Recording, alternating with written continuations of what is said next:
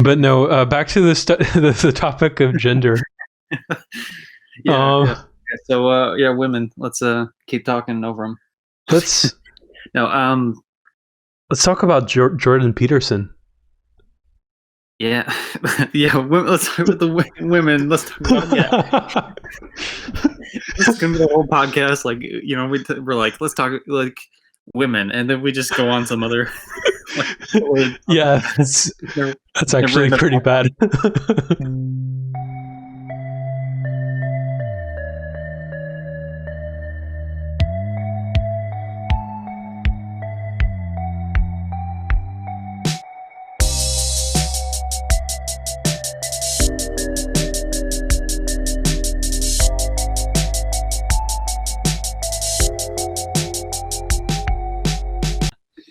Yeah, so you said that you took some gender studies classes, multiple classes, right? Yeah. I took probably about like 10 or something. Because the thing is, I took a bunch at community college. Like I said, almost enough I was one class off from a certificate, and I took another, at least one, I think two, at university. Because so I'm taking because they weren't all based on gender, right? Like it was just it's women's studies in general. So I mean that does like they cross, but it's not exactly the same thing. So like have a couple of ones that were just women's studies. I had one that was queer literature. We're just going over literature from queer women through that time. The history of like American women, which was interesting because it's like like normally U.S. history is just like here's a war, here's another war, here's the depression. It's just like is more over events, and that class was more kind of focused on like more people, which was interesting. And then psychology of gender, which was one I took at university, because you have to take like different focus like things. So there'll be like different groups, like core groups of things. So like take two classes in this group, take two classes in that group. So yeah, a little variety. So one of them, for one of the groups, I took a psychology of gender, which was pretty interesting. But yeah. So that sounds pretty varied. Yeah. So I really tried to go for the certificate, and actually at the very beginning, I was trying to. I was going to see about maybe making that one by because I was trying to figure out what my minor was. Right, I'm going to make it to university. Yeah. So I seriously contemplated like women's studies for that for quite a bit, and then it was like I would have needed too many classes, kind of a pain. So I didn't worry about it. So this is somewhat related, but since you were talking specifically about the study of women in the United States in general, I was, with the election going on last week, I did a lot more reading about, like, let's say the Electoral College and voting in general. Yeah. And it's insane how much, disenfranchisement there was as far as suffrage is concerned at the start of the country. Like, to start out, only white males that owned land could vote, and then that got expanded, little by little over the centuries. It's just it got expanded to women, and then eventually got expanded to other races and stuff. I mean, and that still happens even now. Like for example, someone is a felon, right? Like they lose the right to vote. Yeah. And like that, I don't know. That argument always like at first when I was younger, I could see that argument, right? Because it's like, oh, well, you're criminals, but it's like, I mean, really, does it really like they're like we still have to live under what rules we change on them, right? So like, why can't they have a say in that process? Yeah, and especially with the whole point of like they served their time in prison. Like, shouldn't that be like now that it's a clean slate? Like, what's the fucking point of putting them in there? Yeah, and at the end of the day, I feel like significantly more than the population that's in prison would probably be considered criminal, except they're not caught yet. Like I'd say a good amount of people use drugs that are illegal in their state. Right. Like Yeah, forget the if they're eligible to vote, well, obviously because they weren't convicted of a felony. I feel like I feel like it's very hypocritical for people to exclude felons for that reason. yeah. Well, because in like I've heard hyperbole before, like in like I just said why I thought that was kind of stupid, but like the idea of like oh well, like well, what are they going to vote for? Are they going to vote for make it legal to steal from people? Like Yeah, no, yeah, I don't get it. But yeah, yeah. I think that's a valid use of hyperbole there. that's I, I think that's the whole point, right? well, it's like what do you so we're like I don't know because it's like we have a lot of things in terms of laws that ideally probably most people like most common people would be like yeah that should be criminal but then it's not like how many people skate by on loopholes to like cheat the system or like it's like and you're gonna worry about like Timothy who smoked a blunt back in 1983 like who like so what Yeah, actually when half the people that locked him up probably smoked too. yeah. I really hope that someday we have a system where there's almost no chance of voter suppression, because Yep. the past few weeks have shown how egregious the voter suppression actually is. Yeah, It's well just like they were it's like the whole attack on the mail-in voting thing and it's like is it more susceptible? Sure. Like I can say it's more likely, like there's a higher chance, right? Just by nature of like what it is. But like, has that produced any sort of thing? Not really. mhm. And yeah, because I've lived in a state that's done mail-in voting for decades, right? Washington State, and it's like you just don't see it. Like you see, like it'll be like oh this person casted an extra one ballot, or like maybe like at most egregious you'll see like oh no someone like just cheating it for 100 and it's like okay that's bad and yeah you need to deal with that but that's not it's not like some record like shattering absolutely gonna sway like something like crazy amount Yeah, like in the course this whole discussion is pretty important as of like right now of this recording because this is a week after the election mhm. and like we still have the current president sitting there saying that the whole election was rigged on him somehow 5 million votes are somehow rigged against him I guess. Yeah. You know what I mean? And I mean that's obviously like the popular vote's not what they win, and they win off the electoral, but still like tens of thousands or even it's like at a point it's like really Yeah, and I think Pennsylvania is where they are saying that there's some mail-in ballots that were kind of backdated to where they were postmarked after November 3rd, but so that's the allegation.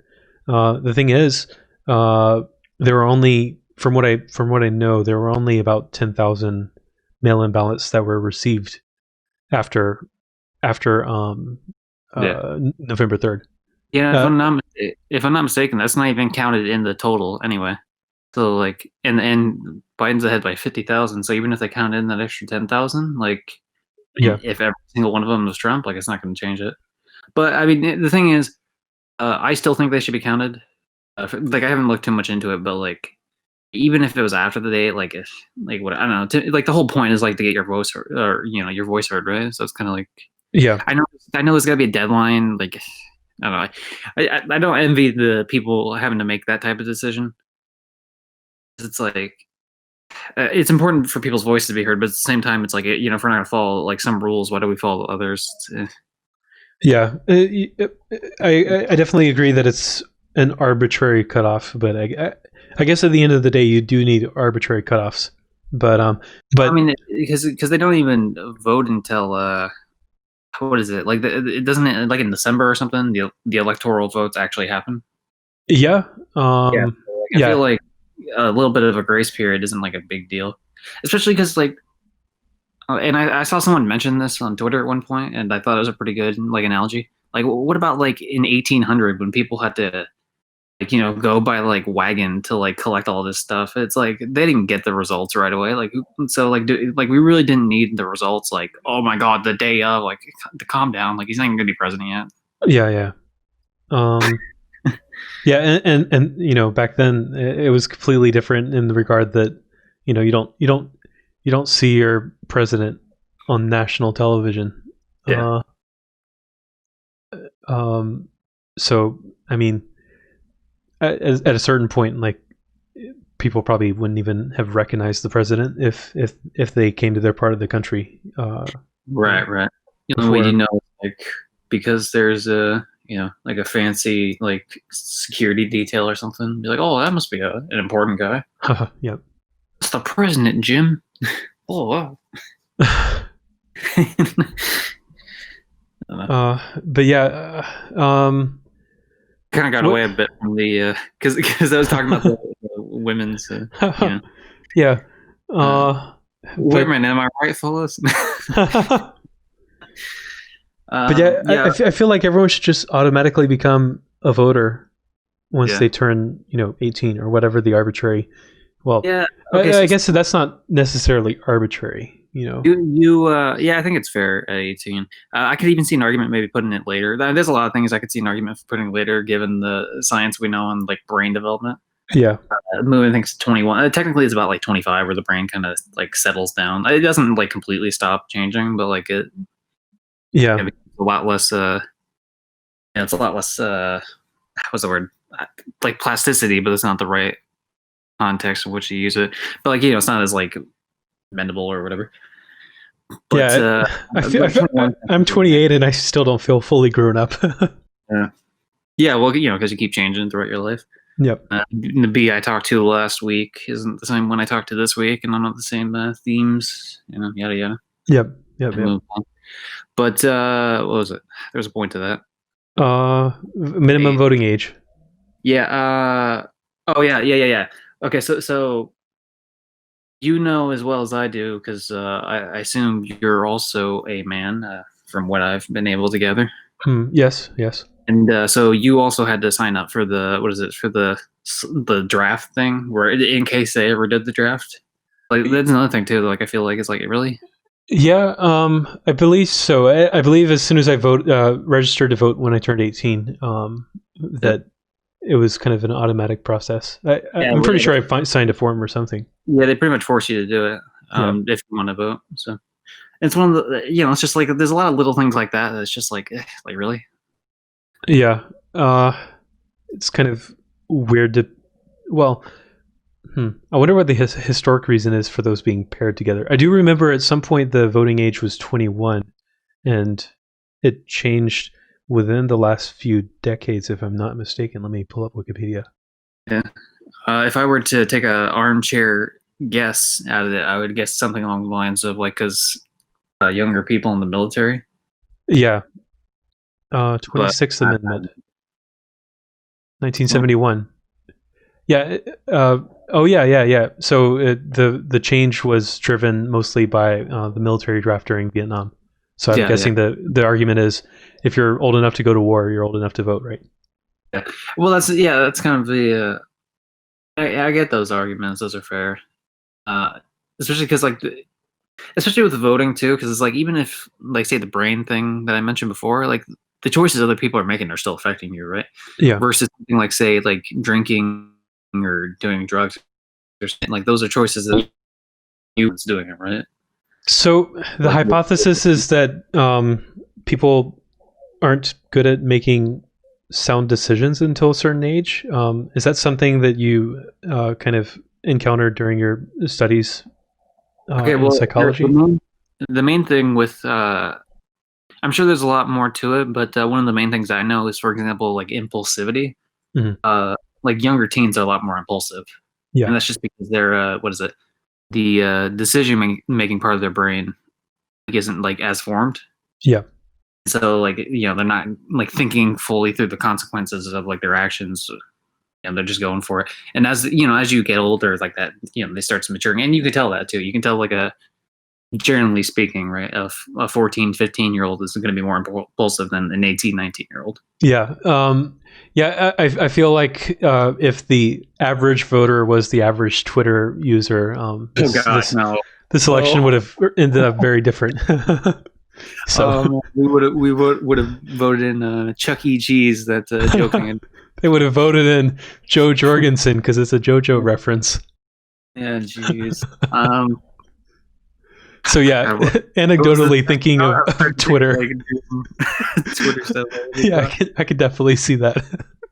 Yeah. Okay, yeah. So the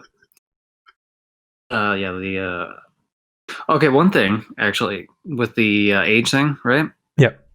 So, like they are less impulsive, but at the same time, like 18, 19, 20, 21, like when you start getting there, that's also like the first area where they might be doing college, but in general, they're more on their own. They have more autonomy, right? Mhm. Which plays into more of the impulsivity as well. That's why you see most. I'm not 100% sure off the top of my head what the exact statistic is. It's not like a lot of crimes done. What is it, like 90% or something of juveniles do some sort of crime and then they eventually grow out of it. Hmm. Um. I think it's 90. It might be higher. Um, but it's just that idea of like young people, like they do like petty dumb shit, and then they get over it as they get older.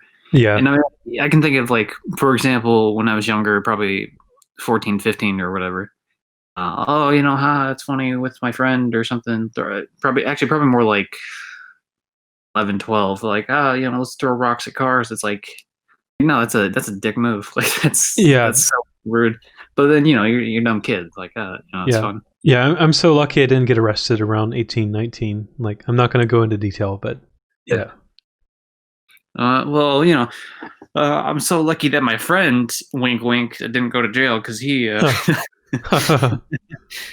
Like, oh man, like I was reckless as soon as I graduated high school and went to college and lived on my own. Yeah, that was. Yeah. Well, in a sense, that makes sense because you're pushing the boundaries of you're trying to figure out where the boundaries are in your life. Yeah.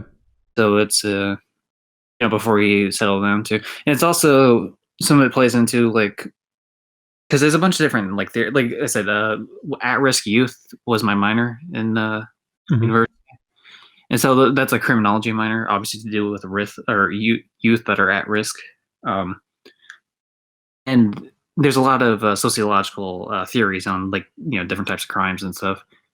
And one of them is the idea of like if you don't have a whole lot to kind of ground you in like, stuff that you care about, like you're more likely. So, for example, like obviously you're less likely to do crime if you're say married and you have kids or whatever. Right? You have more to lose. Yeah. And so that'd be another reason why the turning point from high school to like like the adult world would be one where it's like people are more likely to engage in stuff like that. Yeah. Like just freedom from like whatever. Yeah. So, I definitely think that my I didn't properly set goals or define values early on, and I feel like I'm playing a lot of catch up this year. In fact, I feel like I had plenty of good. Like I think my parents did a really good job raising me, but I think I was so stubborn that that no matter what they said, it wouldn't have made a difference. I could have had to go out and learn Right. everything for myself, unfortunately. But So I guess never if you that's how don't it go, is. never shine if you don't glow. So you're saying you minored in minors? Yeah. Oh yeah. That's I never thought of that before. Yeah, I guess I did. And you're also a Discord mod. No, sorry, Oh, it's bad joke. Bad God, joke. no. We here at the Holy Twittercast do not support pedophilia. we have to abusing mod powers. we have to explicitly state that. But no, back to the topic of gender. Yeah, Um, yeah. So yeah, women. Let's keep talking over them. let's No, let's talk about Jordan Peterson. Yeah, yeah. Let's talk about the women. Let's talk about This is gonna be the whole podcast. Like we're like, let's talk like women, and then we just go on some other. Like, Yeah, that's actually pretty bad. Yeah. On the topic of black men in America, let's talk about Trump. Oh man. Anyway, all right. So, did you actually? Do you want to talk about Jordan Peterson? Yeah, I'm interested in talking about it because I discovered Jordan Peterson. Well, I knew about Jordan Peterson from years ago. I knew that he was on the H3 podcast, and I knew that he was controversial because he had these controversial opinions on gender-related politics. Yeah. So the idea was there was a bill that was announced in Canada. Yep. And the way he had characterized it was that they added in added in language from this other website, like because what happened is they added there was like another website that had a bunch of like rules for it or whatever. Mm-hmm. And so there was a legislature that updated itself to include these along with it, right? So it's like, okay, so it's pretty much just like making things match with each other in terms of standards. And I still don't know 100% because I never went to the website to check and like see how it's written, but the idea that he had characterized it as was one of the rules could allow to where like if you don't gender someone properly, yeah, that you could get arrested for that. And I don't know. I definitely bought that as a kid, and well, I guess technically a teen, but whatever. Like I bought that when I first heard it, and I don't know now. I'm more skeptical of that stuff now because it's kind of. Yeah. I haven't properly fact checked that. I haven't seen anything come of it, right? I know not really. Yeah, like I haven't seen anyone be like whatever. And I think, especially too, because most people don't really seem to. It's very rare that you get someone that would like, oh, it misgendered and they'll freak out, right? Like that's kind of so like it wouldn't like I can't really see it being tested too much anyway. Because most people like it's usually if you're just being like an asshole about it, right? Because most people don't care about the accident. Like they might care on the inside, but like most people aren't gonna like freak out on the like, accidental, like oh whatever, right?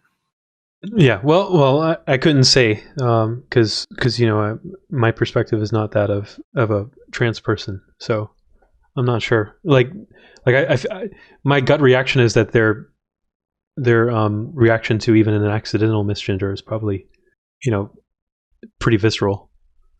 Well, feeling wise, that different. I would think so. Like it'd be like annoying and definitely like depending on the issue. I just don't think that they because I can't imagine it'd be worth the energy all the time to. You mean to like prosecute and like? Well, I mean that too, but I just mean in the sense of like freaking out like in public on someone. Like it's like, at that point, that's going to drain you like mental health wise. Like yeah. Especially because most people like, especially I'm talking more like the accidental, right? Like because if you can tell someone, like most people can tell like if someone's good natured, like in the sense of like they're not trying to be an asshole about something. Yeah. It's like there's a store clerk being like, like, oh hi, how did you get everything you needed, ma'am, or something, right? And it's like actually, sir. Yeah, I mean, people know like this person's just trying to do their job. Maybe like you can make arguments of hey, we should like work towards more inclusive language, but at the same time, if there's no malice to what the person's doing, like all it would need is like a reminder, like a hey, actually, it's this, and it's like oh, okay, yeah, sorry. How a lot of those go. Yeah. So in terms of from how women respond to being misgendered as men, because that happens a lot online. I'm sure you've seen a lot of things kind of default to like guy or male or whatever, right? Yeah. Like this dude over here. Although I mean, some of the words also are kind of gender neutral. Like guys usually like what up guys? A lot of times that'll count. Yeah, I think that's highly context based though. Like if you say that person is a guy, then that's yeah. No, there's definitely unambiguous. Used, right? Yeah, but yeah, she's kind of like it was the same thing with like say like I took 3 years of Spanish, right? So it's like the same type of thing, like the naming rule of Spanish, where it's, oh hey Al, we're Oh, hi. random rambling, whatever. Oh. Yeah, no. I was gonna ask if you wanted to stay. A random cameo by Weird Al. Make sure in the title you put like special guest. Special featuring Weird Al. You can put Weird Al. I'm sure he's probably apologizing in general. Yeah.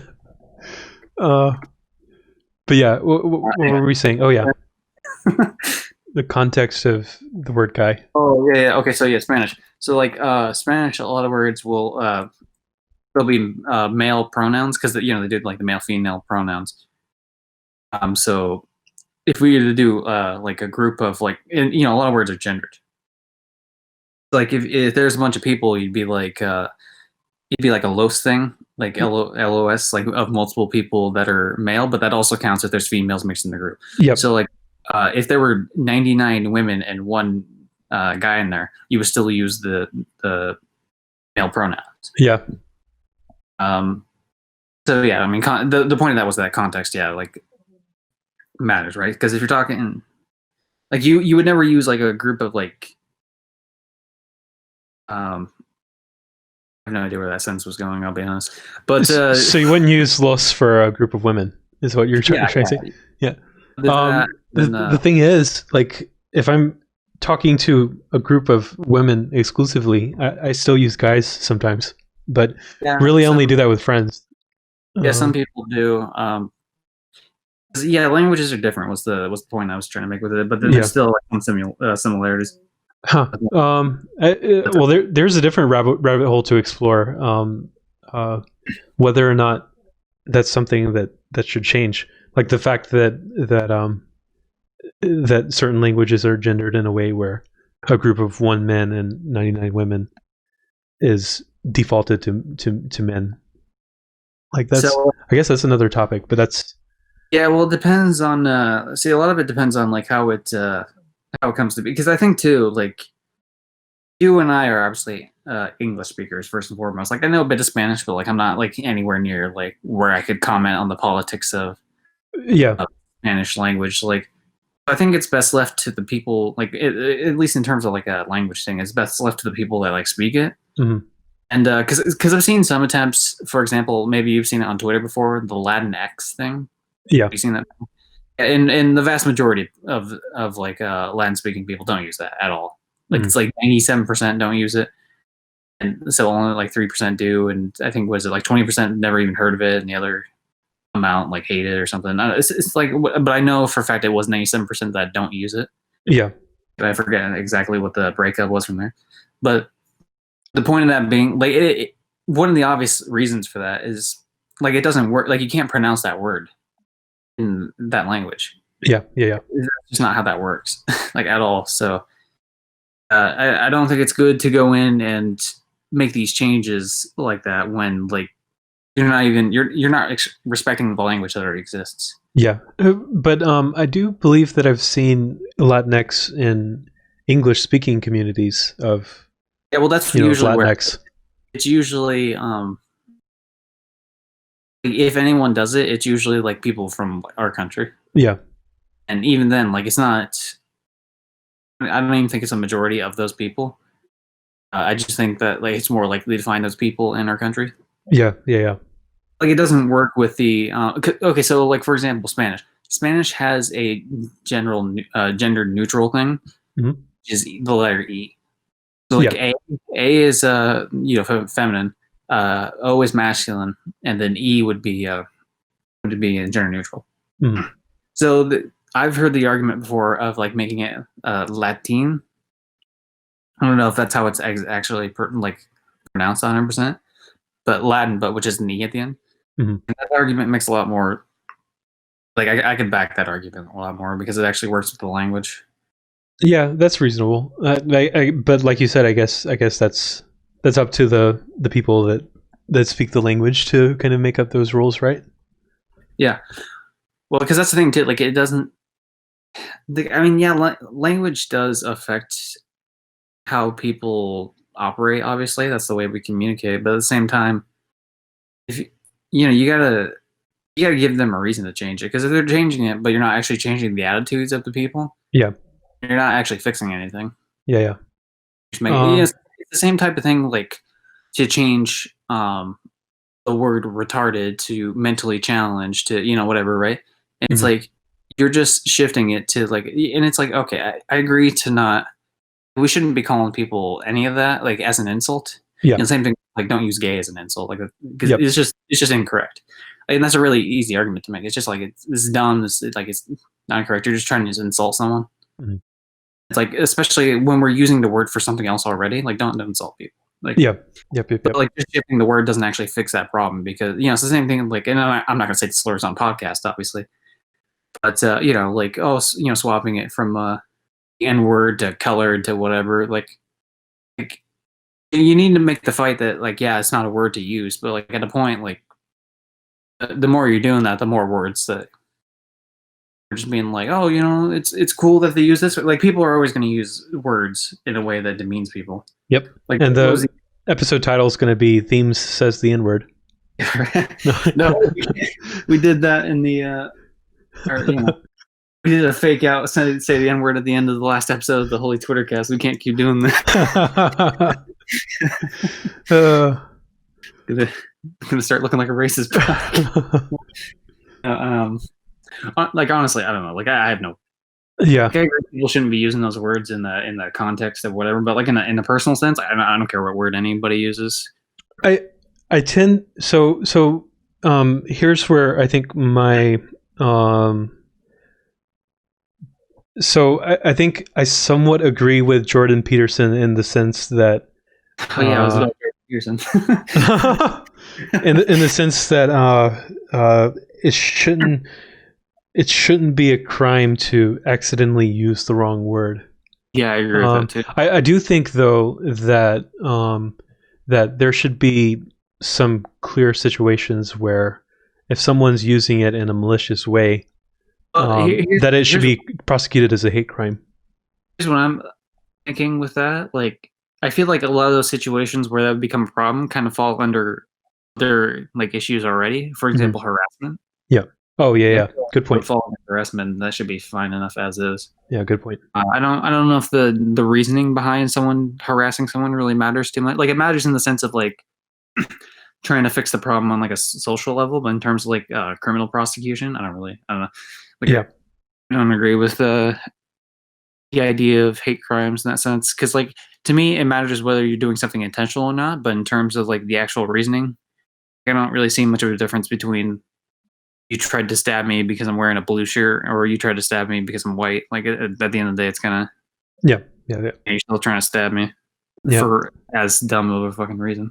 I think at the end of the day, the ultimate goal is that people should just become more respectful. Like I think it's disrespectful to misgender someone or dead name someone, and generally it's something that people in general just shouldn't do, right? Right, and I think it helps as we're online, because we change our names a lot on like different like handles online, from Twitter to Discord to YouTube to whatever. Yeah, like, I'm calling you like B, like a bumblebee, like who, like I would never call, like if I knew you in real life, would I call you that? No. No. Yeah, I have plenty of friends like that. Like whatever, my Discord name is like Gypsy something. Yeah. It's like, people call me Gypsy and they'll call me that on like PlayStation, and it's just like, that's just normal. It's like, yeah, why not? Like that's not my real name, but who cares? like, just call people what they want to be called. Yeah. I've got online friends that I've known for like 5 years now, and I know all their real names. We're Facebook friends, but we still use our screen names when we refer to each other. It'd be kind of weird to not, right? Because like I have a couple friends where I know their names, but then it's like, and sometimes I'll call them that name here and there, especially if I'm trying to like make fun of them or get their attention. Yep. Damn Daniel. Yeah. Like one of my friends is named Cody, and I'll be like, yeah, whatever, Cody. Like, yeah. And but it's like, like I don't know, it's just weird to me, And likewise, like I've changed my name on PlayStation, and it's different now, and like sometimes he'll call me that, but like he calls me by the name he knew me from before, and because I don't mind. Like I changed the name because like I had it for a decade. I was like, might as well change it up. Yeah. But like because I'm not like, oh hey, don't call me that name. Like if I said that, I'm sure they would be like, okay, yeah, we'll start calling this other one. Because I'm like cool with it. It's like they don't mind, or they're kind of still stuck in the like call me like the name I used to have. Do you think at some point in the future, someone's screen name would be more impactful than their real name? Like overall? I think that happens quite. Like, there's a lot of online personalities that are known only by their screen name. Mm-hmm. I think in those sense that does, but in terms of I don't know, like certain people yes, certain people no. I think it depends. It depends on the kind of brand you build around the name, whether your own name or the pseudonym. I mean, hell, even before the internet, there was still like people writing under pen names. Like, do you think there would ever be a situation where, like, let's say a judge would refer to someone as Epic Gamer 69 or something? I mean, if they change their legal name, yeah, I think courts are very by the books when it comes to things. Mm-hmm. I don't think they would, no, because even in courts, like people, you're technically, I think, allowed to go in with say like a piercing or something. Say like if you're a lawyer or whatever, right? But most people don't because that does affect people's perception of you in terms of like professionality. Because there's still old people that are like, oh, if you have a nose piercing, you're a young punk degenerate, type of. Yeah, that's a good point. Tattoo, same thing with whatever, right? Yeah, and it's like, which those are stupid, by the way. Like nothing about any of those says like the competency of your work. Yeah, it just kind of brings up people's biases. No, you got blue hair. Like who gives a flying, like who cares? Yep. Such a random thing to care about. I don't know. But no, so I don't know if I wouldn't expect a court to, but like we see people like rename themselves in public before, like change their name to like. There's one dude. What's that dude? Doesn't he run for president? The space guy dude. Space guy dude. You mean Elon? No, like his name, like okay, what? Like his name is actually like Space Man or something. Spaceman. I have not heard of that. Oh God, what is his name? Okay, so like keep the conversation going. I'm gonna be looking for that because that's gonna bug the hell out of me. Speaking of people running for president, vote for Ace Watkins, gamer president. Okay, that's what it is. Okay. Oh, it's from my state. That's what it is. Okay, so he's not running for Michael George Good Space Guy Nelson. So he changed his like middle name to Good Space Guy. Well, that's silly, but I respect it. Born in Minnesota, bachelor's in Maryland, master's in Minnesota. Illegally added Good Space Guy to his name in 2006. And like part of his like he never wins, but like it's always nice to see him back. His main thing is pretty much around space. Go figure. From the name, it's pretty. Yeah. It is. But as many of you know. Nope. Okay. Never mind. Ignore. Demonetized. Oh, that was critical. I was trying to click out of it. I was trying to click out of that Wikipedia article I opened up, and I accidentally clicked that. I hate that. Well, that's funny. Anyway, it'd be interesting, the whole like name change thing. Kind of related to this topic, just kind of going down another rabbit hole here. You know how pretty much every social network besides Facebook pretty much lets you have alt accounts. There's probably some exceptions, but Facebook is super anti alt account. Like they want you to prove that it's you and show your driver's license to prove that it's you. They must have changed that recently then, because I still have a few alt accounts from. Oh yeah. I do have some older alt accounts, but I haven't tried anything recently. 70 million alt accounts. But like I think I saw this somewhere in kind of their plans. They really want to kind of make your Facebook profile kind of the equivalent of an ID, but that would be a very dystopian future if your Facebook profile were your. That's my information, man. Hmm? Like it's they collect so much stuff on you. Like even when you like, what was it? they hacked in. They got a hack into it like earlier the year or last year or whatever. And like Hacking. yeah, like I don't know. There was like some sort of glitch or something, and they were able to read through a bunch of your messages, like Facebook. Even though it's supposed to be end-to-end encrypted. Yeah. A lot of companies seem to like where their stuff should be encrypted, and they're just not. It's like crazy. How was it? Was it 2020 or was it 2019? Okay, damn it. It's like you search Facebook hack 2020 and you get like how to hack a Facebook account. It's like, no, I don't want to know how to hack it. Like, leave me alone.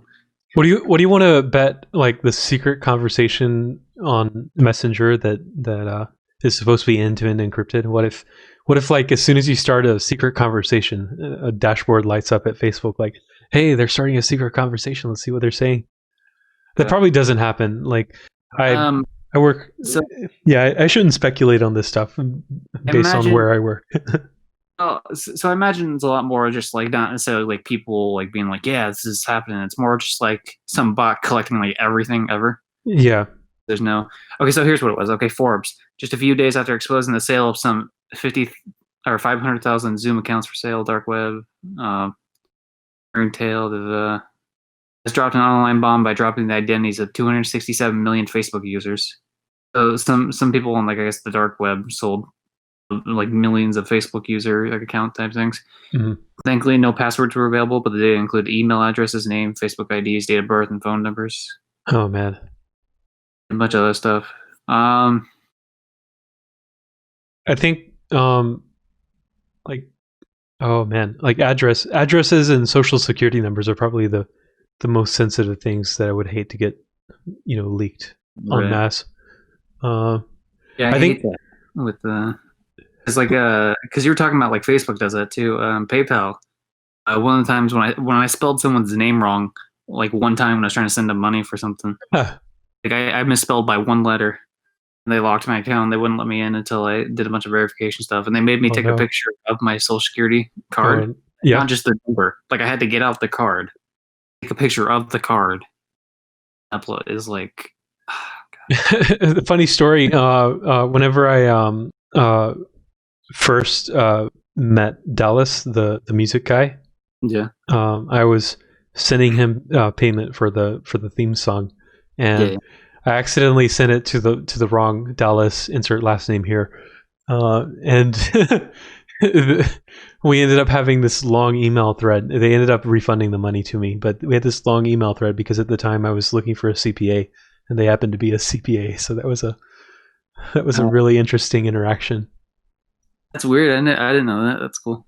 It's not cool, but whatever. Well, it ended up. I mean, nothing negative happened because they ended up refunding the money immediately, which was nice. Yeah, that's cool. But that was funny. They were specifically a small, maybe not small business in the sense of me starting a small business, but they were a small business CPA, which was exactly what I was looking for at the time to consult. Yeah. Okay. So what is define the CPA? Because I don't know that off the top of my head. Certified. I'm gonna Google it. Certified public accountant. Okay. So someone that does your taxes. Generally, there's other stuff. That's probably why he gave back then if he's legit, because that's one of those like, oh, okay, I don't want to scam this guy. Yeah. So that tells you that guy's probably legit. You might want to keep him in mind for taxing at some point. Imagine that turning into a huge legal battle, and then that's how Holy Twittercast got famous. Yeah, we took down some lying cheatskate. Took down the CPA crime syndicate. Yeah. One brick at a time. Actually, speaking of Dallas, though, are we putting his music at the beginning of this? Yeah, fuck Dallas. No, yeah, I think so. Yeah, we can ask to make sure. Oh man, that killed me. I wasn't expecting that. We just have this fake rivalry because I think one time he was asking for advice in chat, and then I gave him advice, and he was like STFW.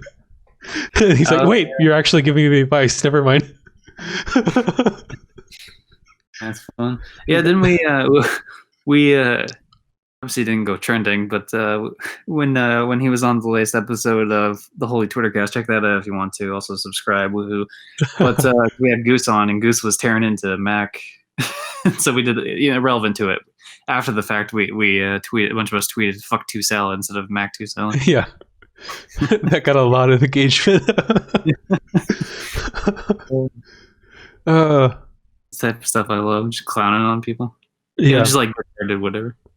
Yeah. Not I think the reason that the podcast has been so, when I say successful, I mean like we're still going and we're having fun. Like I think at the end of the day, it's just because we don't take any of it seriously. We're just having fun, and we know that we're so incredibly niche that us blowing up is probably a long shot. But yeah, as a philosopher once said, didn't make sense not to live for fun. Yes, very wise philosopher there. That song, actually, there's a lot of inspirational stuff in that song, even though it's pretty happy. Yeah. The end bit, like, okay, now, I don't want to talk too much about it, but like the end bit of that song, that has always bothered me. Like, okay, so he's like, somebody once asked, could I spare some change for gas? I need to get myself out of this place. Like, that's all fine. So like this dude's asking for money, right? And then he's like, I said, yep, what a concept. I could use a little fuel myself and we could all use a little change. And it's like, you asshole, like just give him money, like, or don't. Like, what do you mean? Yeah, we could all use a little change. Like, what? You just So do you think he brushed him off and then just waxed philosophical? You get some money, you're like, what? That's a great concept. It's like, what? Like, what an asshole. So that's what I always imagine when I hear it. Let me look at the genius description of this part. A hitchhiker wanted to leave the dead-end place he was. Offering to pay for the fuel, the narrator realized he too wanted to leave and went along with it. Change, as in both extra money and new things, would just help his life. Yeah. I guess because you could make the argument, because he says the word "yep" at the beginning of it, that "yep" implies that he gave them money. Yeah, you could make that argument. We're gonna have to do a deep dive on this in a future episode. Actually, I might have to do that with that music one I'm doing with I don't know. I have so many ideas for that music one with Mac, and I'm not 100% like. You know what I mean? Like, there's just a lot of music related ideas, and I don't know how like. Yeah, we'll have to figure it out. But anyway, Jordan Peterson. Man, fuck that guy. No, just. Did you hear about him ending up in a coma though? But yeah, like he has a lot of great ideas, and his advice to young people is really great as well. Like like his kind of self-help advice. Like yeah. Like if you want to change the world, you have to clean your room first. That kind of stuff. That's really good advice. It gets to there's certain that needs to be tempered to a point, but I think the general idea is pretty good because a lot of people take on a lot more than they can handle by themselves. Yeah. Yeah, because the idea is you need a solid foundation, right? And it's the same type of idea of because you got to help yourself before you can help others, in a sense. And that's why, say, if a plane's going down, and they say put the mask on yourself first. It's like if you can't like help yourself, like how are you going to be in a position to help others? Mm-hmm. That doesn't mean. Some people will take it like as like that means you need to be like perfect or whatever, right? It's like obviously not, and obviously everyone's gonna have their issues and stuff, and there's certain things that doesn't work for, like giant systemic issues. Mm-hmm. But even with those, like you kind of like it's the same idea with say because people will complain, right? Like if you're like like did you hear about the article from Kotaku or whatever it was from the PlayStation 5? No, I haven't really seen much news the last few days. I think it was Kotaku, but the idea was like the last like 4 or 5 paragraphs was the person complaining about the state of the world and how like it's super privileged to have a PS5 and like a bunch of stuff that like has nothing to do with the review at all. And it's just like it's one of those things like you can get how someone's and that it's a terrible review by the way, but you can get how someone's like in that type of like yeah, that's a valid thing to think about, but at the same time like people need some sort of like they need escapism. They need like time for themselves for that same reason. Like you need to be able to recharge so you can take on the actual real problems of the world. Hey, what's going on, Full guys? force. Welcome back. Thing, you know, it's the same thing with kind of like sleep. Obviously, it's like because you make the same argument, right? Like, well, why are you sitting there relaxing in your bed for 8 hours? You know, when you could be fighting this. It's like you need to have like a baseline, like stuff for yourself to be able to, you know, you need a solid foundation. Yeah. So in a sense like that, like I do like Jordan Peterson's work. And Yeah. stuff. Like you know, and a lot of it is pretty like simple, like self-help stuff, but like yeah, he says it in such a way. Like he is a good. He's good at capturing emotion when he speaks. Some of the when he gets kind of down to some of the nitty gritty like explanations of stuff, he kind of gets a little jumbly. Like he rattles on about stuff. Yeah, I completely agree. Like sometimes I'll like watch a clip of his and you know, it's like he's just saying basically nothing, or at least I'm tuning it out because it's so abstract. Yeah, well, yeah, because the idea is that word salad, right? Like he's going on, but no. Yeah. He does that sometimes, but yeah, I do like his work. He's doing random ramblings. Random rambling, yeah.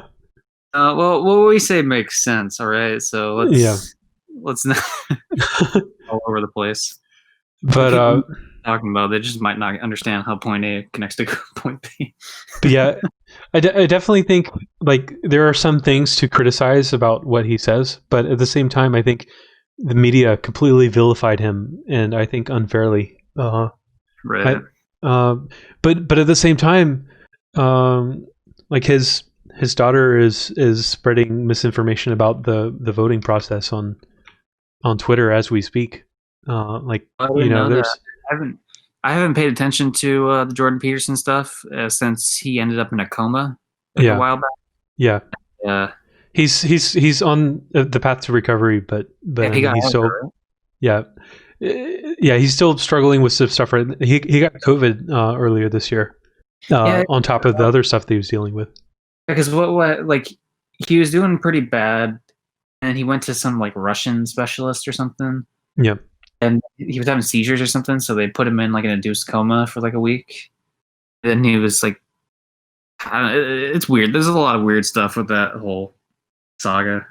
Whatever you do, like don't subscribe to the Jordan Peterson subreddit because they don't have active mods and it's a dumpster fire right now. Oh yeah, I can imagine. Like it's just racism and sexism to the max.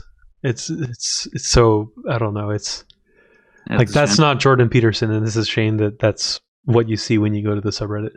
Well, that's the thing, right? Like it's kind of when you allow that type of stuff, like blatantly, like there's a certain point when, like, if you're not pushing back on that type of stuff, that's the only thing that's going to be left, right? Because it's inherently like people don't want to be associated with that for the most part. Most people don't, anyway.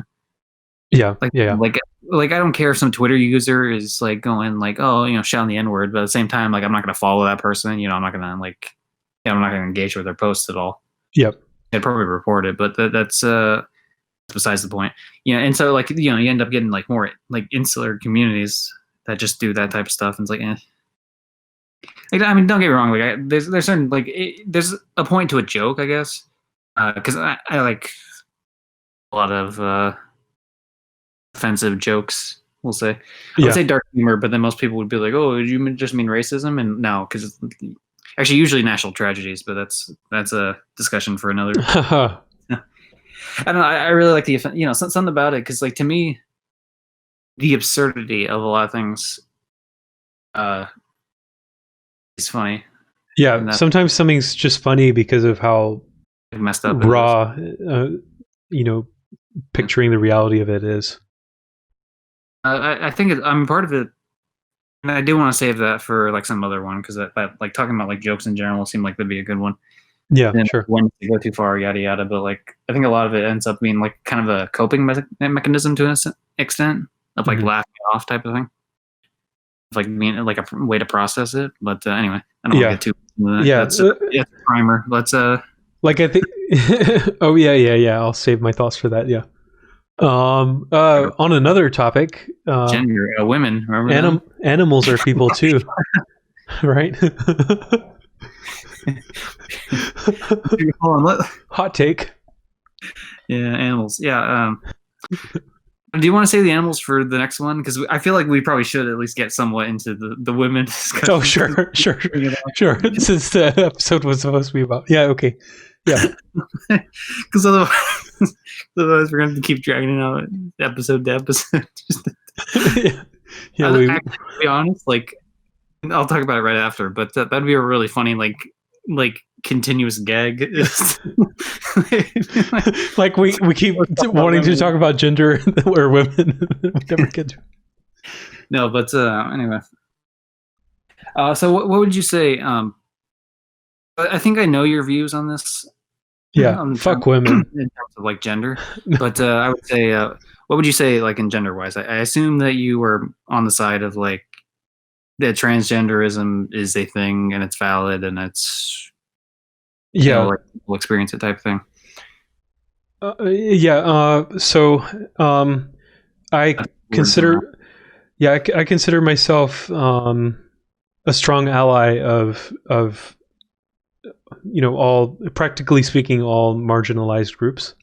Yeah. I think there's certain marginalized groups that shouldn't that are not something that I would support, like let's say MAPS. I mean, like the Nazis, right? Like Nazis or MAPS. Neo-Nazis. like there's certain places where I draw the line, and those are based on my values. But but like marginalized groups that are marginalized just because of who they are and they're not hurting anyone, like that's a group that needs allies. And yeah, I'm done with that. Yeah. I guess we could do the obligatory trans rights, right? Yeah, trans rights. Yeah. There's the title. Yeah, probably make it a different title just because of we only got to this like right at the end. But, yeah, go ahead. But anyway, so yeah, I would agree with that. And because I don't know, to me, a lot of what I base my values on, or is there any like verifiable evidence on this? Like in terms of like, I try to go scientific when I can. Mm-hmm. Obviously, there's biases there. Science isn't 100% perfect, but like it's a system that allows for self-correction a lot easier than other systems do. Yeah. Just kind of go with whatever. And as far as the science is concerned, like this is a thing that like transgender people, what they experience seems valid. There's actually there was at least one study that was done, and it's a low amount of people, right? Because the trans people, there's a lot of trans people, but there's not like a lot like comparatively to study as there is for other groups. But the idea was that the brains were different for people that were transgender, at least a little bit. But that's just like one study, right? So like you need a lot more than that to be like, yeah, this is for sure. But at least it provides like an idea of like, yeah, okay, I could see this. So would that be the basis for the term gender dysphoria? I'm not sure if that's a term that's currently used. Yeah, I think it is. At least gender identity disorder. Well, the idea was like, so just being transgender alone is not does not end up for psychological distress, mm-hmm. right? Whereas the dysphoria would be. It's a lot of it depends, like, because if you grow up with like a loving, accepting household, and your friends are fine, your teachers or whatever, like you're not having people like be like, oh hey, you're actually a boy, haha, like being a bunch of assholes. They seem to be relatively fine from what I'm aware. Not okay. Bad in the sense of like having to deal with like the issues. Yeah, because because there's a big difference between like, oh hey, I can come home and express my feelings and have a loving household versus I can come home and express my feelings and then I don't have a home anymore because I got kicked out. Like yeah. It's pretty psychologically distressing, Yeah. Like I don't think anyone would reasonably be able to argue against that. But so I think a big part of the distress is obviously that there's a lot of stigma. Environmental. Yeah. And there is psychological as well, but so like it becomes kind of a an issue with that because, like, I don't know for me personally, Mhm. I don't the concept of gender like by itself because obviously we know sexual or sexual what was the word just sex right like biological sex that's the word I Yeah, was looking for. yeah, I can call all the other ones male female whatever right and then also there's intersex was kind of cuts into that but it's like those describe certain things and those are useful for I think like biology's sake in terms of like okay this group of people is more susceptible to maybe these types of diseases and so something to keep an eye on more it's useful in a health sense hmm but in terms of gender on a personal level I find it like completely useless like yeah, useless because gender a lot of it is like sociological and yeah it does get tied a lot to male female hmm which makes sense because a lot of people like um kind of do like a one-to-one thing with that well because men are biologically stronger right because of muscle mass and stuff the gender role has to be that they have to be the protectors and the the whatever it's like who cares like, yeah, yeah, the people most suited for because the thing is like there's plenty of women that can kick my ass like I'm not a strong person by any stretch of the imagination but so like even if you took like the average whatever like it does, to me it doesn't matter like we should be going off the individuals yeah. Yeah. So I think like identity based on gender shouldn't exist. yeah Uh, yeah. Unfortunately, it does, and that obviously leads to some distress as well.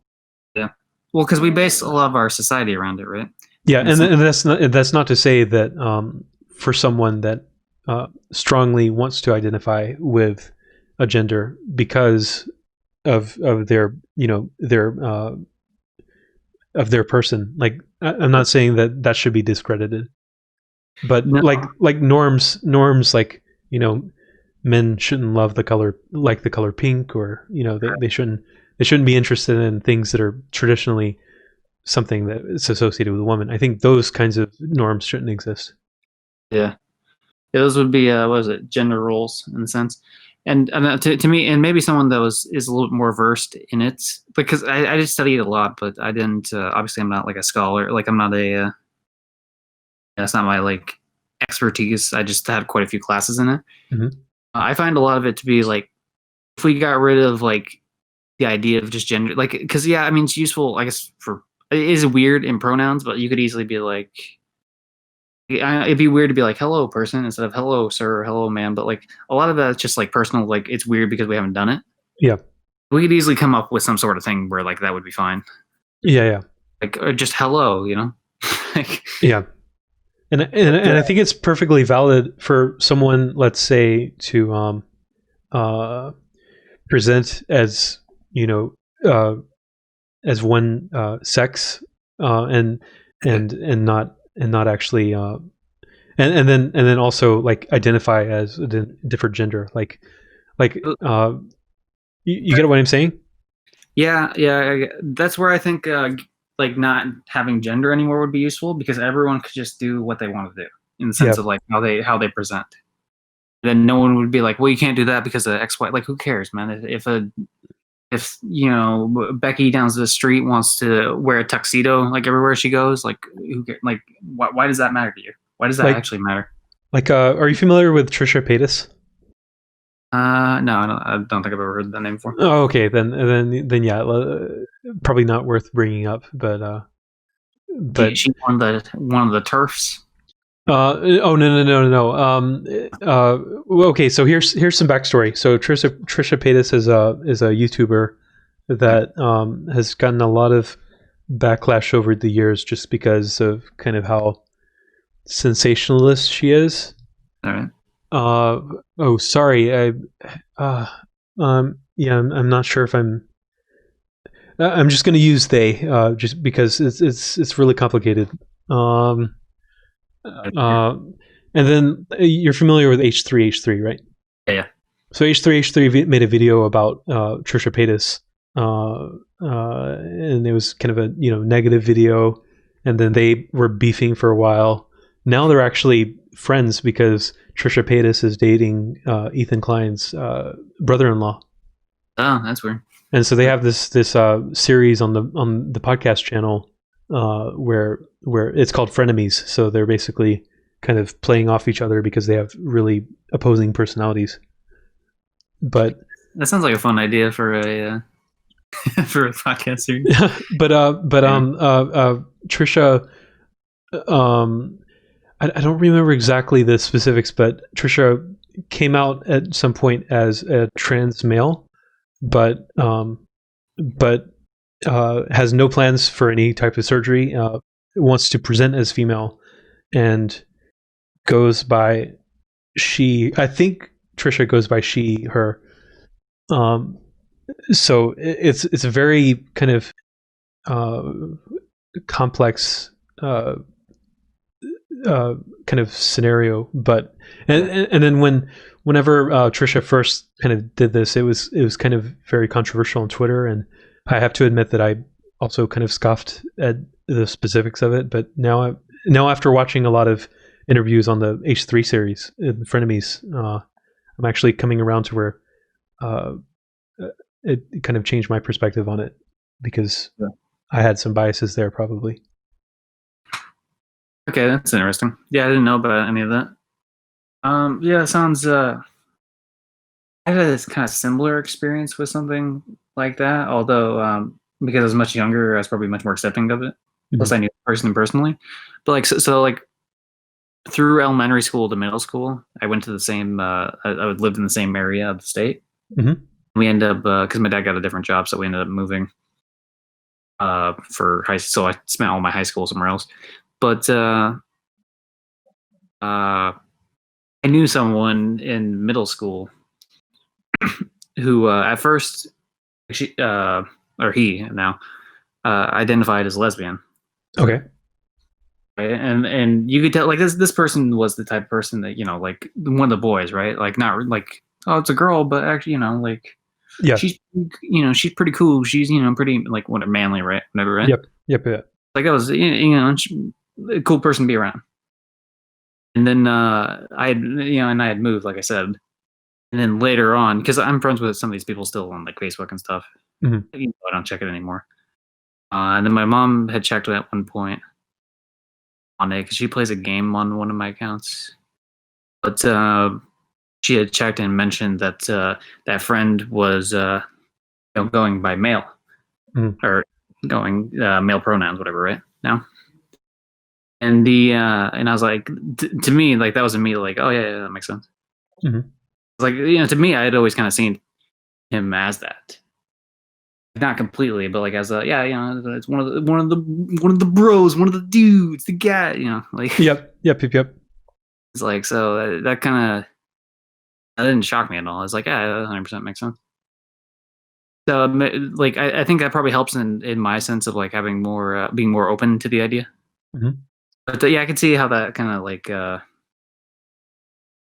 because I can't like if I was older and that had happened, I could see myself being like, oh, that's weird, right? You know, kind of sucking it. But you know, when you're, you know, it's like, yeah, I personally that too, right? Because I personally knew the person, so that made a difference. Like if it was someone like I just had known about, like I probably would have had the same reaction you had. Yeah. And personally, I want to make sure that, you know, as I get older and like once I'm actually, you know, a boomer, that I continue to be open-minded, like I strive to be now. I think that's something that's really important to me going forward. Right. Because the world's going to keep changing, and you know, it's like you could like slow it down, and maybe for a bit, but that's about it. Or keep going away. So you said that your opinion is that gender identity shouldn't exist. I probably misquoted that, but in the general sense, like the gender norms. Yeah, I think the idea of like man woman is like pretty useless because like I said, I think it's useful like doing male female for biology stuff, you know, just to know for your health and stuff. But in terms of like whatever, like everything else, like should just go by like whatever you want to go by. Because I mean, we already know that people break norms all the time, right? Because like there's the tomboy example, or the I guess the femboy now, if you want it, like for the male version. Yep. And it just like it's all completely arbitrary. Like it's so arbitrary. Because what was it back in the 50s? It's like women don't wear pants. It's like we have a bunch of like dumb stuff like that. It'd be like women serve the man. It's like these are all just random societal arbitrary bullshit that we put on things. So do you think that someone leaning towards what would be considered a male norm or a man norm versus a woman norm, do you think those are more of an expression of personality? Ooh, that'd be interesting. I think it depends. Yeah, probably. Because the thing is, there are personality differences in terms of like studying. Actually, Jordan Peterson, you probably remember him going off of that. Yeah, like temperament. Yeah, like what was it, the Big Five? I think it was. It was conscientiousness and a bunch of other ones. So there's like differences there, and because they also are happening in different societies, you can make the argument that it's probably more biologically based. Yeah. But so I think it's probably a mix. It probably depends on it, because the problem is too, like a lot of it's environment plays into biology, plays into environment, et cetera, et cetera. Like it all goes in. That's what evolutionary biology is. The bird grows a longer beak because environmentally there was seeds that are further down in the fruit that you could only get if you had a longer beak. Yeah. So the longer beak ones survived, and then then that environmental thing became biology because now more of those ones are being born. Yada yada. What do you think about raising a child without kind of nudging them in the direction of a gender norm? I think you have to be careful with that, especially because it's tough, right? Because it's like. So do you think maybe like a few decades from now, after we've had exposure to more scientific studies about the outcome of that, then it would maybe. I think there needs to be more studies on it, and I also think mainly that society needs to be more primed for that, because the problem is like society is like completely gendered, as is. So it doesn't really do a whole lot of good to go completely like just break everything from it. At least not. I would say at least not without having a framework. Yeah. For the kid. So I guess maybe like what I think, right? It's kind of hard. Yeah. So I guess maybe a happy middle ground is maybe like you do kind of like dress them towards a certain gender norm and then maybe once that they're at the age where they kind of start to understand stuff, which I guess is around 6, like you have conversations about like like there's stigma associated with certain things, but that's not something that should influence you.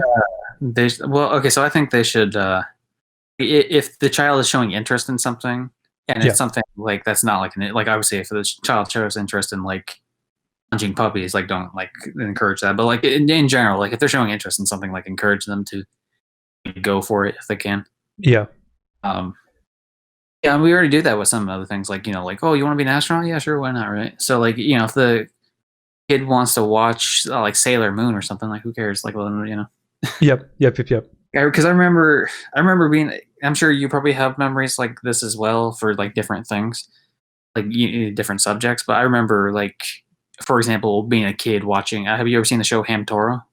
No. Okay, so it's like a hamster anime thing. The characters are a bunch of hamsters, like pet hamsters. And I remember one time one of my dad's friends coming to the house and making fun of me for watching that show because it's a girl show, right? And then so I ended up stopped watching that show. Yeah. And I'm sure you probably have situations like that where you probably got.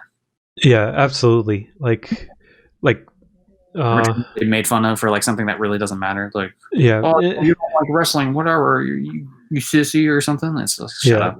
I love my parents and I don't blame them specifically. I'm more so blame religion for or the Christian religion for like instilling these harmful stereotypes about gender, like like, oh, you can't play with dolls, that's gay, like Yeah, that's like that's just ingrained in at least my the portion of Christianity that my parents were raised in and their parents were raised in, and it goes back so many generations.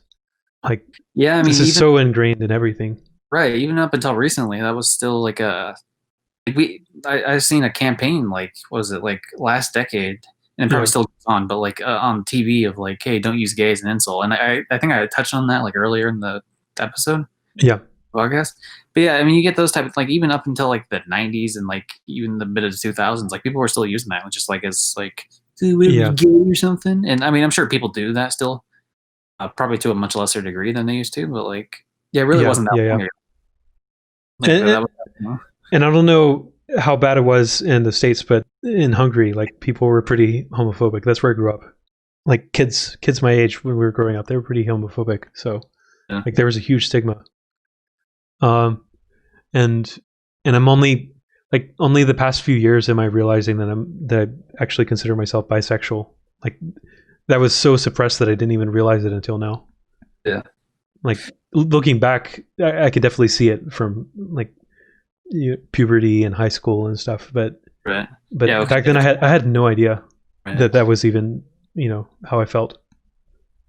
That's the thing. That's another thing with like people that are like that sounds like the similar thing with because you don't you test out probably the straight idea for a bit, and then that didn't really pan out, so you went to bisexual, or you more realized that bisexual is more accurate. Well, I've only really like thought about it this year, so, and we're in the middle of a pandemic, so I'm not dating. So maybe after the pandemic, I'll kind of try it out, so to speak. But yeah, so like I'm still in the self-discovery part of that journey.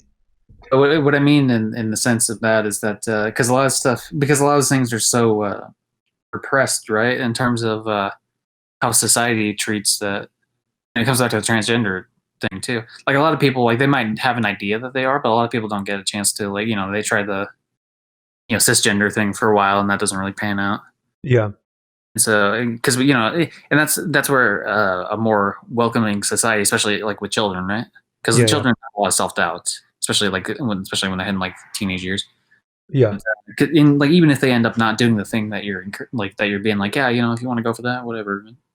Yeah. Even if they end up not doing that, like, at least you gave them the support just in case, and like they could, and it might actually come closer to what they really are, right? Yeah. Yeah. Like I definitely don't think that I am, well, I definitely think that I'm cisgendered, but at the same time I feel like I'm kind of closer to the middle on the spectrum. Like, I don't consider myself a manly man that watches football and drinks beer and all that stuff. I don't know, like, I guess there's extremes on either end of like how much you express your gender. We're just gonna get comments on this. Be like, whatever, beta cooks. You're not real men. It's like, yeah, whatever. Prove my point. If you've ever done a "you're not a real man" thing, like, seriously, you're exactly proving the point that it's a social construct that gender is. Yep, absolutely. That one, moron. Yeah. No, because there's a lot of people that don't, like. I don't know. Yeah, this world's so messed up, like, in so many ways. Yeah. Hopefully it'll be better in a few generations. You just gotta get to the point of like cyberpunk, right? Then I've actually been thinking about cyberpunk this whole time because of this conversation. I remember, what was it? There was someone complaining about like something with cyberpunk. I don't know. There might be some stuff with the developer being kind of weird with like some, like, I know one of them was like what was it, like some of the genders were locked behind like certain voices or something, which is kind of, and I agree that's kind of weird, but like, it's not like, it'd be nice to get fixed, but I don't know. They seem to include way more options than I would expect. Yeah. So like, the premise is that there's technology to basically change every aspect of yourself if you want to. And so like, you can present as either gender, you can have whatever sex organs you want, your voice can be whatever gender you want it to be. So like you can mix and match all these different things to express yourself however you want in the RPG, which I think is very progressive. And I think they kind of do it in a respectful way. I think like if you look at billboards within the game and kind of the meta marketing, like not the marketing for the game, but the marketing that they show within the game, like everything's hypersexualized, and especially stuff like the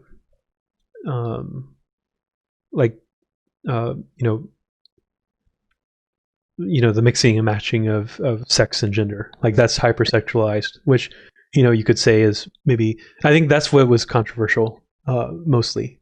Yeah, I can see that. Personally, I don't really see a problem with sexualization, really. Like there's a point to where you need to treat them like people, but at the same time, like, if you're sexually attracted to someone, that's fine. I mean, don't be like a weirdo and like for example, say if you're like in a Twitch chat, right, and you're attracted to like the streamer, like maybe don't be a creep and like send a message like, "Oh, you're so hot," whatever, right? Like those weird Facebook comments you've seen, Bob's or Veganas. Show me your vagina. Like don't be weird like that, and that's just like being discourteous. But like in terms of like, I don't think there's anything wrong. Like don't deny your own feelings that you have for like, say a particular person. You just gotta temper that. Like, hey, don't be weird about it. Hey, speaking of don't be weird about it, you see that like on Twitter, I'll just reply Dormammu, I've come to sub on like a bunch of different accounts. It's just kind of a running joke, like Belle Delphine and Nico Lol and all that. Funny. I think in general, like modern society, we're super sexually repressed. Where pretty much any expression of sexuality is taboo. Yeah, well, because it runs the problem of like, it's kind of a duality of man type of thing, right? Because like a lot of people would be like, say like sex work, right? Like sex work, I'm 100% cool with that. So and I think actually legalizing that would help in terms of taking out the black market, in terms of taking out like trafficking and stuff. And if you had a more closer eye on that type of thing, yeah, especially because people would do it anyway. Like there's a lot of things in society that people just do anyway, and so why not like make it as safe as you can and take out the black market and also make money off it? Like it seems to be like a lot of good incentives to just make something legal, even if you don't like agree with it. Yeah, Drugs being an example. Like, I have never. I guess caffeine really, but like whatever. But like in terms of like other drugs, like I've never gotten drunk enough to be drunk off of alcohol. And I've never used any other drugs, but like I'm 100% like legalize it all type of guy. Like even like the crazy stuff. Yeah. Because, like Oregon just did. Yeah. Well, they decriminalized it. Yeah. So it's just you pay a fine instead, and it's a small fine. And I think that's a really huge step actually with it. Because the problem is like, you're not like, if you're banning the substance, you're not addressing the problem of like why these people feel the need to use this substance in the first place. Yeah. And if you're not going to provide any sort of like helping them out, like the treatment centers and stuff, and it's like at that point you start to lose me in the argument of like, oh, we don't want to support this, whatever. It's like you're not doing anything to actively stop it, though. No. Yeah, I think like I tend to abuse substances, so I have to be careful. Like marijuana, I got pretty addicted to it this summer, to where I was a daily user. Yeah. And at the end of the day, it's not super harmful. Like it brings your cognitive capabilities down slightly. And it depends too. Like, so when did you start using it? That's a long story. Maybe I don't want to share the whole history, but I mean like. So I basically quit cold turkey in September, and my goal is to make it until New Year's Eve without using. And then New Year's Eve, I'll, get high as fuck and just have fun because New Year's. But I have to actively monitor myself to make sure I don't get to a point where it's a problem. Right. Yeah, and I mean, with most things, like moderation makes a big deal. The reason I mentioned the age thing, by the way, was just because marijuana has a much more adverse effect against people that are like younger, right? Like children and stuff. Yeah, for sure. Yeah, luckily I didn't use until. Oh. So when I became a, so like I used a few times when I was like 19, but it was like Okay. like a joint or Yeah, two. it's not too Like back then, like it was illegal in Mississippi, so I didn't do it much. And so like I didn't become a regular user until 26. Okay, yeah. So then you're fine. You're good. Yeah, I'm fine. Yeah, it was just more so. Yep. Which I think is true of like I don't know if it's true of every single drug ever, but yeah, drugs are more adverse because the brain is obviously changing and you're messing with the chemicals, but Yeah. bringing in other chemicals. The only other drug that I'm interested in is psychedelics, just because that's like a whole other ball game. Yeah, I'd be interested in those. Like I've never really spiritually felt try other drugs, but I don't know, something that alters your perception by that much is gonna. Yeah, I would not come out and recommend psychedelics to someone specifically because like there's always the chance of psychosis and well, what's the idea? Bad trips. Microdosing, right? Isn't that the? Yeah. I do plan to try that. I can't wait for it to be legal. Like there's a lot of good research on that, actually, in terms of being helpful for people. Yeah, I haven't tried microdosing yet, but I do plan to. There was a point I was going to have to that. Oh yeah. With the sense of like drugs, because that was one of the classes I took. I took a few classes in drugs because obviously it's related to the criminology thing. Uh-huh. But a lot of it, like for example, there was the what was it? It was like I forget the name of the tribe, but like how there's like like the kako leaf or whatever it is for cocaine, whatever the hell it's pronounced. Yep. Yeah. So the idea was that there's these there was these farmers because the whole thing was about how like pretty much drug war sucks, that type of thing. Yeah. But there's a whole thing about this society that like they would chew on these plants, and to get like similar effects, like not the same effects as like crystallized whatever, but at least similar effects. And these people sometimes they would be gone from like the village and stuff for like months at a time without having it, and so like they were never really addicted to it. Since even though the substance, a lot of us would say highly addictive. And then it was only after, actually, and then funnily enough, like some group came in, like some, I don't know if it was like a documentary group or something. I don't know, it was like some sort of like an outside force came in, like English group, right, and introduced them to alcohol. And then eventually, like over the next like couple decades or whatever, they ended up becoming like a giant alcohol problem. Like, came from that thing. Yeah. And so a lot of the book was like, a lot of the studies anyway, was mentioning about how like a lot of it isn't necessarily like because it does have effects on your body and your brain and stuff. Mm-hmm. But the addiction part of it, a lot of it is more so environmental, psychological type. Yeah. For example, even if someone were to, what was the idea? It was like if they had, I think it was heroin or something, and they did all the steps of like they were gonna inject themselves, right? But then they didn't actually do it, or like it's filled with water or something, right? Mm-hmm. The idea was they would still get at least like if not the same exact high, at least a very similar one because you're environmentally like the tying of your like the upper arm or whatever, right? Mm-hmm. The needle out the same place that you always do it in, right? So like you're triggering all the environmental cues to because the idea is that your body goes ahead of time to like produce the chemicals to counteract the chemicals you're putting in.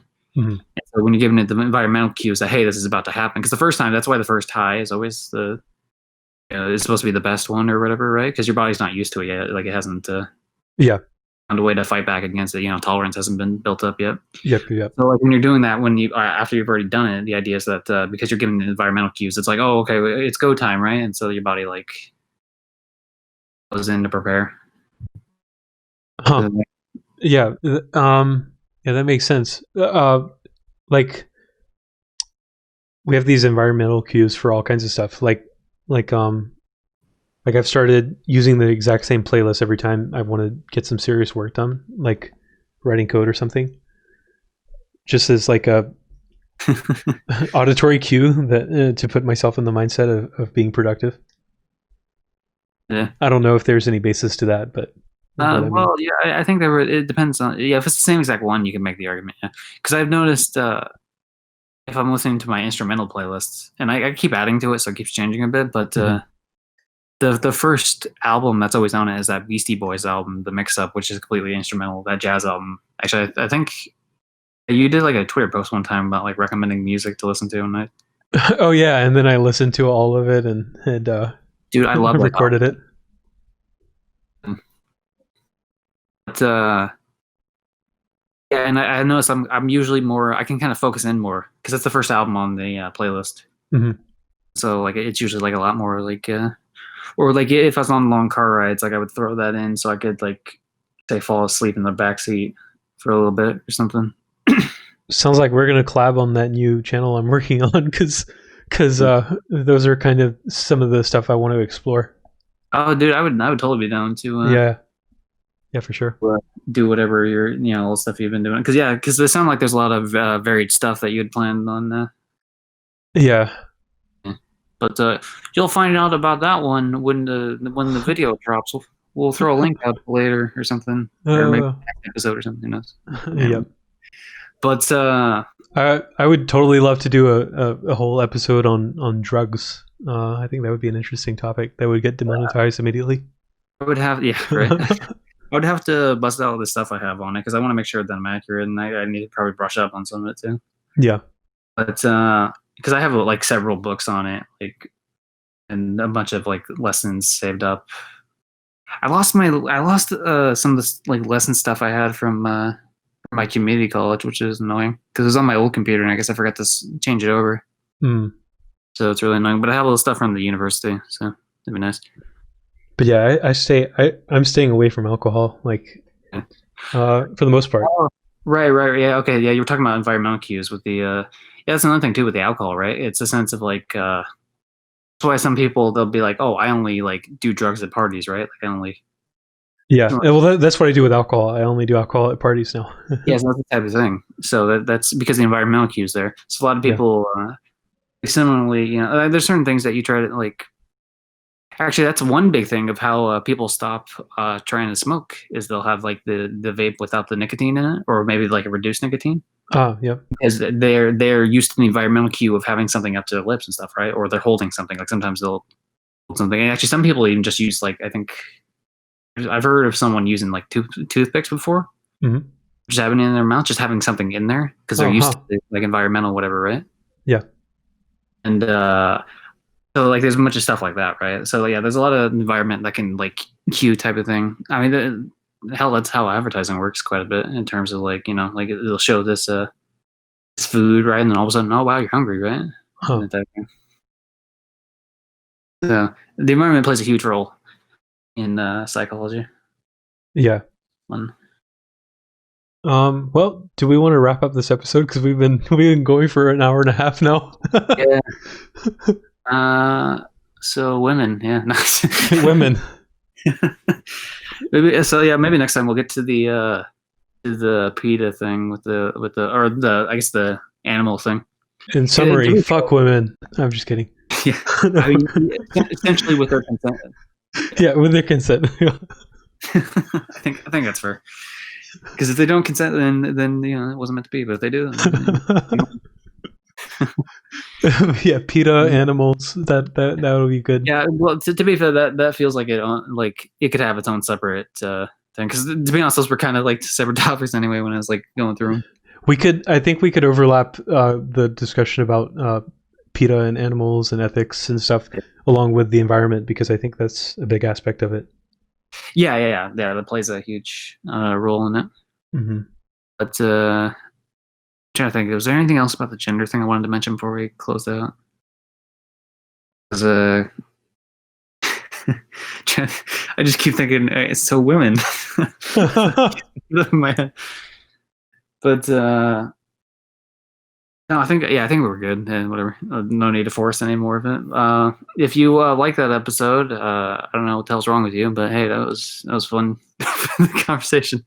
Be sure to smash that subscribe like button, and And I if guess you're a the- woman, comment below so that we know what woman talks about. yeah, actually, as a actually fun, yeah. Hey, put in the if you watch this stuff, put in the comments what you want us to talk about, or maybe we could see some sort of thing like that. Actually, we can probably put that in the description too. Like, Yeah, for sure. come up with some random hashtag like random asking or something. Hashtag themes is over party. Yeah, I guess not. Yeah, sorry, I said the N word earlier. No, we're ending this. Are we going to end this episode the same way we end? we'll just drag in the sound clip of Sonic. So anyway, yeah, okay. I'll catch you guys next time, and if we put it in here, you'll hear the outro music too. Woohoo! Outro music.